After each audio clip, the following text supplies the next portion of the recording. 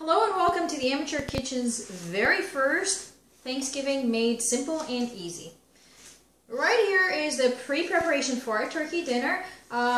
We have everything that you need to get started. So let me just jump right into it.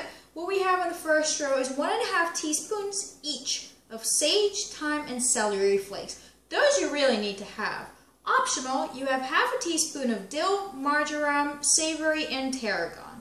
You also need to have 2 teaspoons of garlic powder, oregano, and black pepper, salt to taste because salt is a seasoning, not a flavoring, as well as fresh chives, about 2 tablespoons, and 2 tablespoons of lemon thyme. Now, if you don't have all these things, that does not really matter, just as long as you have the sage, thyme, and possibly also the celery flakes, as well as the garlic powder, the oregano, and the black pepper. Those will bring more flavor to your turkey, and again, the more of this you have, the better. Don't worry about if you don't have it all, it'll still be gorgeous, just like ours will be. Then we have our roasting pans. Now, this could be very, very useful, whether you're roasting a chicken, whether you're roasting the turkey. I've had this for years, and it's come in handy a bunch of times. The best thing about this roasting pan is it has a rack that comes out, and it's very easy to clean. To make it even easier to clean, though, I put in foil right underneath, so we don't have a lot of vegetables stuck on the bottom. Just be very careful in the corners to loosen up the foil so it doesn't rip when you add all the ingredients in it. Inside my roasting pan, I have 20 baby carrots that are cut in half, this much, 10 red potatoes that are quartered. Let me put those back in. I got a handful of fresh parsley, 2 onions that are cut in quarters as well, or smaller if you want. I also have 2 shallots chopped up small, 10 garlic cloves also chopped up, and 2 scallions. Don't worry if you don't put anything. Well, you do have to worry if you don't put anything, but just make sure that you put the onions, the shallots, flavorings, the carrots, the potatoes. Now, these will roast very, very nicely with the juices of the turkey, so the more the merrier, and since it cooks for about 3 to 6 hours, it'll be nice and soft. So don't worry about having it the perfect size or anything. And all these ingredients will be listed on theamateurkitchen.com, and all the tools that I'll be showing you right now, including the baster, will be listed on theamateurkitchen.com under our holiday recipes, as well as our kitchenessentials.com under the holiday essentials section. Here we have our baster. This is very, very important, and you will see why later. It's cheap. It's not that expensive. I believe it's about $10 to $15, and you can buy that from Amazon as well. Next, we come to our aromatics. Now, we're not stuffing our turkey here, but we do definitely need to put some flavoring into it as it cooks. So what we have here are 2 shallots. We got 2 onions as well, and 2 scallions, about 4 celery sticks, 6 garlic cloves, and 10 baby carrots. Now, all these are cut up small, so it does fit into the turkey, but if you can't fit it all inside, don't worry about it. You can always toss it into here. Just make sure it doesn't get contaminated with the turkey.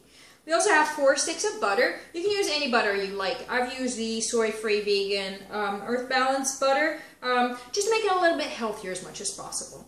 Another thing you will or might need, if your turkey does not already come with a pop-up, you will be able to purchase these. Again, all the tools that we have over here will be listed on our website, and they will be listed on the ourkitchenessentials.com with links to purchase on Amazon. Another thing you need is twine or kitchen thread. You will need that to truss turkey, and if you hold on to our next video, you will see exactly how you do that. We will need a couple of containers of vegetable broth. Well, some people use chicken broth, but again, we're trying to make it as healthy as possible, but flavorful just the same. So I use vegetable broth and vegetable no chicken broth. If you can't find these, don't worry about it. You'll be just fine.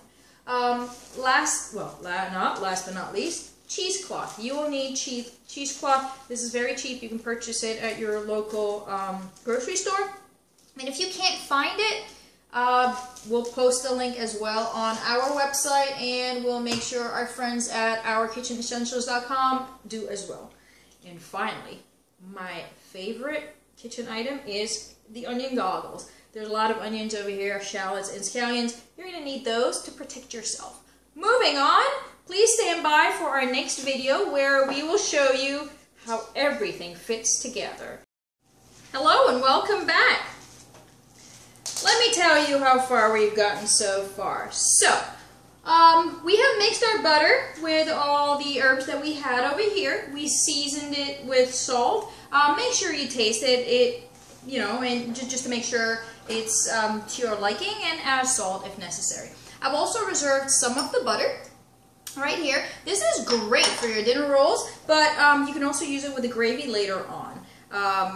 Now, this is my turkey. It's a 15-pound turkey. Every turkey cooks differently depending on the weight of the turkey, but almost every single grocery bought turkey will come with instructions of how to thaw it, whether in the fridge or in water, as well as how long you should be cooking it for. Now, the first thing you got to do is wash your turkey with water. Wash the whole thing. Make sure you take out the giblets, the little baggie inside, and the neck. Wash it very well. Throw in some salt inside before you start stuffing it. Also, what you need to do is loosen the skin of the turkey a little bit. Now, if you're not confident doing that, don't worry about it. Your turkey's going to be wonderful just the same. But what I do here is just stick a couple of fingers right between the skin and the flesh, and it'll be a lot easier from the neck. So just loosen it a little bit right there, like this. See, I can put my whole hand aside. If you have big hands, however, I don't know, show some restraint. But in any case, try to do that. And again, if you're not confident doing this, don't worry, your turkey will be great just as it is. We're going to put all those flavorings inside and outside. Next, what I did was, I took some of my butter mixture, and I did actually put it, I stuck it right under the skin. Don't worry, you can put as much of it as you want. It'll all seep out, and it's going to go right on your veggies with all those wonderful, wonderful flavors, and the rest will go inside. I also stuffed it with as much of my aromatic vegetables as possible, and as you can see, it didn't fit everything, which is fine. Next, I rubbed the outside a little bit with butter, but don't worry, we're going to come to the heavy buttering a little bit later. And now it's time to truss the turkey. What trussing the turkey means really is just keeping it together. As you can see, those wings are flapping on the outside. And if you don't have that extra skin right here, your legs will be too. Now, an excellent resource I have found is one of the Food Network's Alton Brown's videos about trussing the turkey. You will find a link right under this video. It's excellent, but what we're going to do here, we already cut up some of our kitchen string. We cut this about 4 lengths of the turkey right here. We've also prepared our cheesecloth. Let me show you that as well. I prepare the cheesecloth and just cut it, a little bit bigger than turkey so that it will cover it later on. Okay, so let's get to the trussing part. Again, there's an excellent video for it online, and the link is right under this one. What you would do, essentially this is just keeping your turkey together so that it looks wonderful on your table. Now here we are. You're just going to hook this string right under where the neck was supposed to be. Right there. Again, the video that we've linked below, it uses different colored string so you can actually see it a lot better. And then, after hooking it to the neck bone, we go over the breast like this. We would knot it. Now, if you do not know what a surgeon's knot is, again, check out that video. But you could also just knot it a regular knot. But I suggest going with a double at this point. Okay, your turkey will not go anywhere, but it will just look better on your dinner table if you do it properly. So here we are, and then what we would need to do is hook one leg like this, and hook the other leg like this.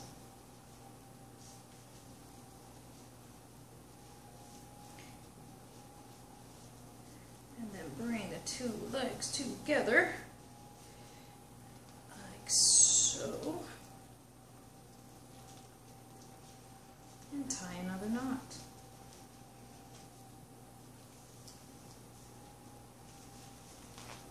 Now, in all fairness, this is the most difficult part as far as I'm concerned. Everything else is just easy peasy. Okay, now you do need to double knot it.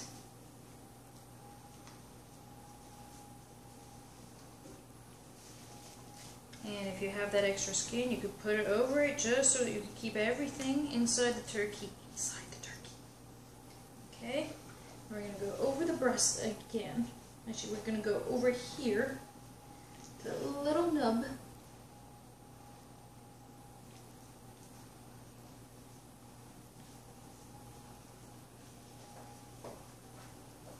Okay. Don't worry if you can't see this very well.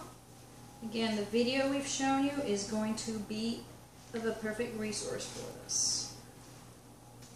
Trussing a turkey. Okay? Well, why don't you check that one out and we'll get back to you as soon as we're done.